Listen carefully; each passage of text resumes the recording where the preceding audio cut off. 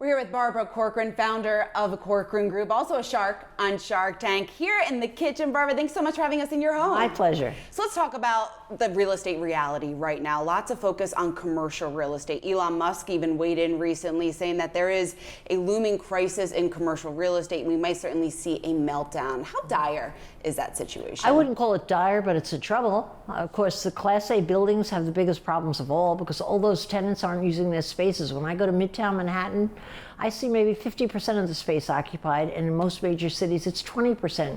You can't keep that up. You can't pay your banker. You can't pay off the loan if your tenants aren't occupying the spaces. So everyone who's saying there's not a problem there is not being truthful. We have problems looming. Barbara, what's a ripple effect from that, just in terms of the impact on the economy and the impact really more broadly on commercial real estate? Well, more broadly on commercial real estate, it should make people slow down to build commercial real estate, but those commitments have been out for like 3 years, so those buildings are going to happen.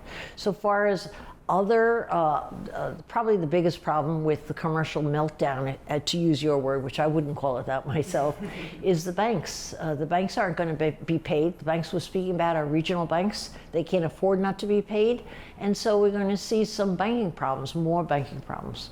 Let's talk about what's going on within housing right now when it comes to the residential side of things. Higher mortgage rates obviously has kept many buyers on the sideline. What do you make of the current environment right now? Well, it's a choppy environment and a nervous one, and it shouldn't be. I think people are coming to the wrong conclusions on buying a home right now. I think it's the absolute best time to buy a home for a couple of reasons. One, interest rates will come down again, and if you buy it now, you can refinance.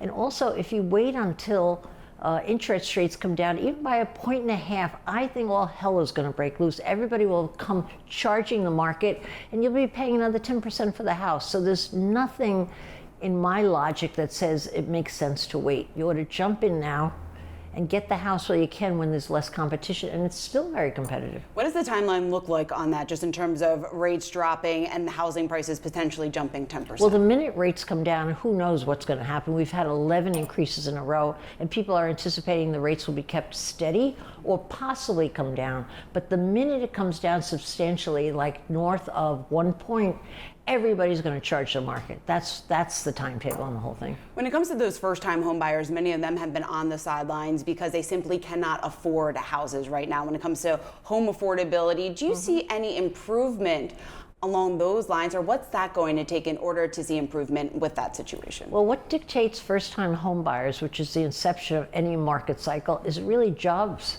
And there's been tremendous job growth. There's been very little unemployment. I think there was a survey I was reading last week where they said the typical home buyer is spending another 15% of their income on housing right now to keep up with it.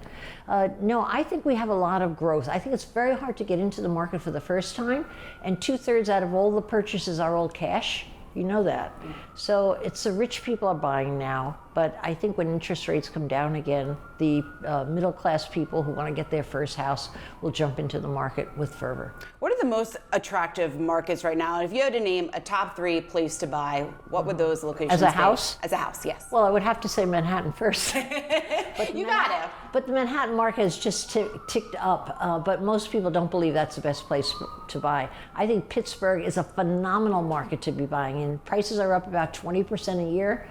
The youth is coming in there, the most educated population. People are real estate friendly. There's new development. You could pretty much live very well in Pittsburgh today, which you can in New York if you're a middle-priced worker. How do you see, with more and more people working from home, that has certainly had a massive impact on real estate where people are buying? We've seen popularity in the South and the Sun Belt region. How much of that has to do with the remote work, and what do you make of that trend as a business leader, as an investor? That's not going to go away. I mean, the young people will not come to work full-time unless you want to settle for less good young people. If I want to hire for a new position, the first priority is, can I work from home?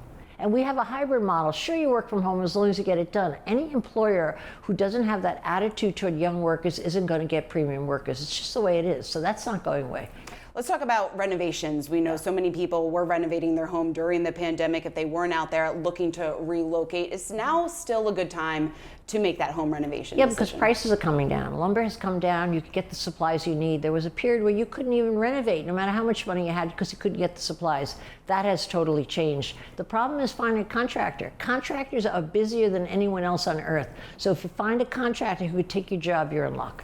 And if you're making that home renovation, what's your top tip? What should people be considering when they are making that decision? Make sure you have the curb appeal you want. The curb appeal today happens online. So when you have that first beauty shot of the house, it's got to be in the best season, the best look. Even if you paint in the bushes, whatever you have to do, make sure it looks like somebody wants to come and get another peek. And once you get into the house, the two best improvements are improve on the size of your living room rug, because people will judge the size of your living room based on the rug. And the second thing is make sure you buy a new refrigerator. They will not open the stove. They will not really open your cabinets, but they always open the refrigerator. So buy a new refrigerator. Yeah, of course. It's worth spending a lot of money on. We're sitting right here in New York City, an area that has a massive amount of empty buildings, office spaces that simply are not being used. What's going to happen to that? Well, the Class B buildings have smaller office plates and they have more window space. So they can be converted to co-ops. Nobody's done them yet, but I can't imagine that not going to happen. The cities don't stand in the way of that. They want to see the redevelopment.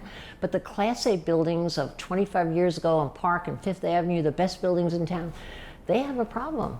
They really have a problem because they can't convert to any kind of a loft space because they're huge plates. They don't have the window space. You have to have windows to convert to residential. I don't know what's going to happen with them. Your guess is as good as mine. But what's the best way to play the commercial real estate market right now? I think a lot of investors are at home asking maybe now's the time to get in. Where are the best opportunities given the outperformance of some of the asset classes within commercial real estate? What do you think? Well, you know, commercial isn't just office space, which everyone thinks of it as. I think the industrial sector is booming right now, and you can't get in cheap, but you can make a lot of money. Retail space, you get in cheap and you can make a lot of money, and multifamily housing is doing so well. So I would say those three areas versus the office market is the right place to buy right now. When it comes to retail real estate, I think that has a lot of people scratching their heads just in terms of the fact that so many people during the pandemic were spending online, weren't going to stores, but shopping centers, office space, have really been able to attract those consumers back. What do you think the trick is? The trick is that people like to touch and feel and smell what they're buying. People want to get out and see what they can buy with their hands. It doesn't mean that it diminishes the ability to order online, but the retail sector has come back at a lower price, but it's come back definitely because people want to shop.